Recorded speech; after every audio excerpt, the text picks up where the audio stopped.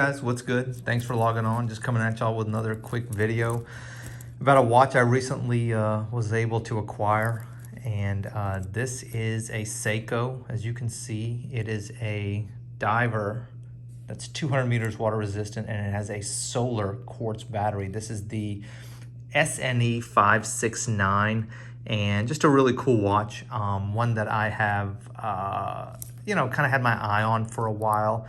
I just wanted to acquire it and show y'all a little bit about it. It's a really nice watch. It's a mid-size watch though, and mid-size generally means, sizes between maybe 34 and 39 millimeters. This one actually comes in at 38.5 millimeters. And you can see it's got a beautiful, kind of like a semi-gloss dial, and it has a really nice bezel.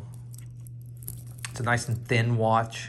And you can see it has drilled lugs, an unsigned crown. Seiko doesn't do a lot of signed crowns anymore, and that's fine.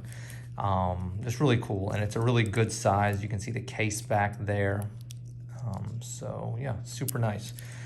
But it's it's a mid-size watch, and so it's a little bit smaller than a typical dive watch. And I happen to have a typical dive watch on. Let me just take this thing off, and then we'll just take a look at these side by side. And so on the left, of course, is a 40 millimeter Rolex sub, and then you can see what the 38.5, almost 39 millimeter Seiko looks like in comparison. Gosh, I'll be honest, it looks much smaller. I mean, if you told me this was a 37 millimeter Seiko solar diver, I'd say, yeah, I would agree with that. But it ends up being 38.5 millimeters, almost 39. And, show you a few more dimensions there. That's enough about the Rolex, though. Let's talk about this one a little bit more. It's got a unidirectional bezel. It's got some nice height to it, so it's not too bad to turn. You can kind of hear the action on it, and it's pretty good. Just kind of typical of Seiko's kind of mid-range watches. This goes for around, I think around 450, maybe $400. Let's see how well it lines up. Come and hang on. So that's pretty close. Maybe one more over. Yes, yeah, it lines up really good actually. So that's nice. And then let's see how that seconds hand hits. This continues to be a problem for Seiko throughout its line. Whether we're talking about lower end Seikos, these mid-range watches, and even their Grand Seiko line. But you can see that this one, I mean, gosh, it really hits pretty well. I can't really argue with that. And so the bezel lines up, and the seconds hand hits the marker pretty well. I mean, that's cool. I mean, I appreciate that. I feel like I got lucky.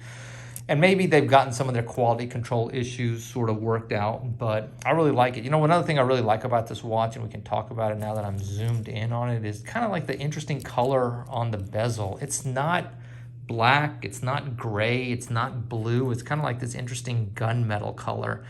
And so it just has a cool kind of like faded, vintagey vibe to it. Anyway, let's get this thing on the wrist. And well, before I do that, let me tell you a little bit about this bracelet. This one actually came on a Seiko bracelet. And especially at this price range, all those Seiko bracelets are just like awful throwaway things. And I had this in the drawer. This is a 20 millimeter watch, and so I had a 20 millimeter bracelet. This is something I got on Amazon for like $60 or $70. It's one of those Miltat, I think is the name, M-I-L-T-A-T bracelets. Just really well made, screwed links.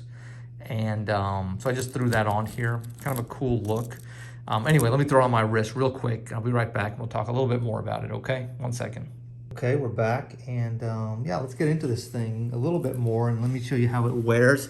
I like the size. As y'all may know from watching some of my other videos, I have watches that are all different sizes, and yeah, I like the size on this one. It's easy to wear. It's lightweight, and honestly, it's really lightweight. This bracelet is kind of heavy because it's solid links, and so if I had this on like a little NATO strap or a little 20 millimeter rubber strap, that would be real easy. I mean, that could really work. But here's how it looks like on the bracelet. So yeah, just really cool, just really easy to wear, like nothing hard, nothing complicated. And matter of fact, let me switch it out real quick onto a rubber strap I have. And maybe y'all can tell me which one y'all prefer more. Give me a second. So here it is on the bracelet on my wrist. That's 6 1/4, 16 centimeters circumference. Just a really nice, good looking watch. And let me show you what it looks like on a rubber strap. One second, give me a second. Okay guys, I'm back. And so let's see, maybe interesting for y'all to see how to change these things out. I've got the most useful home watchmaker tool ever. I suggest a good supply of these. The good old fashioned toothpick. Just jam that in there. Hang on a second. A little profanity and that pops out. That's easy. I really like the drilled lugs. It makes for really easy changes. And pop that in there. A little profanity and boom, that's done too. So that comes out like that. You can see that it's got these like chubby spring bars, so that's kind of neat. And then we'll switch it out for a rubber strap, and this actually has built-in quick change spring bars, which is cool. So let me just make sure I got that on the correct side. Just kind of depress those like that, kind of find the spot. 1 and 2.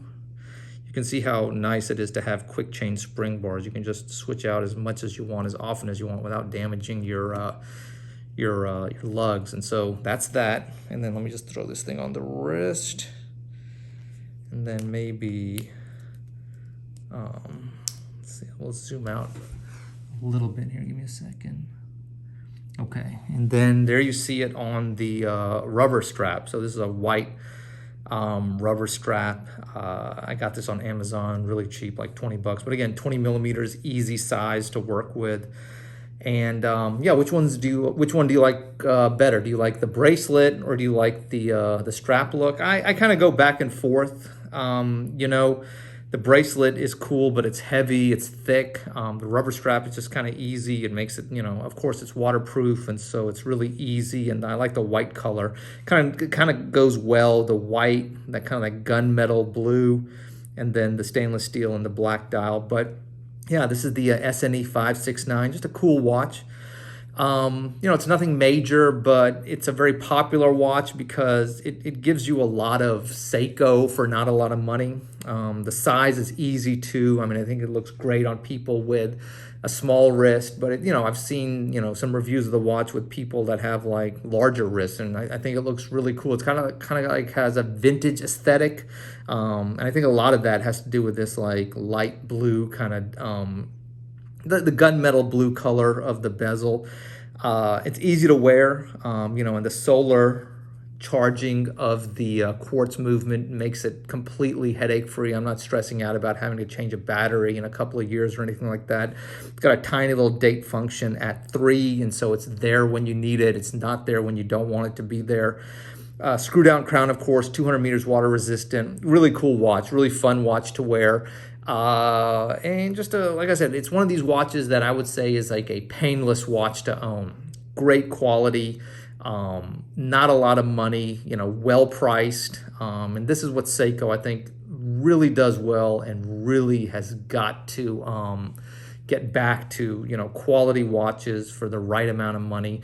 And I'll tell you another nice thing about watches like this is I'm not married to the watch, you know, so I'll enjoy it for a while, but watches like these are very easy to trade because, you know, I paid say $300 for it, you know, $350 or whatever.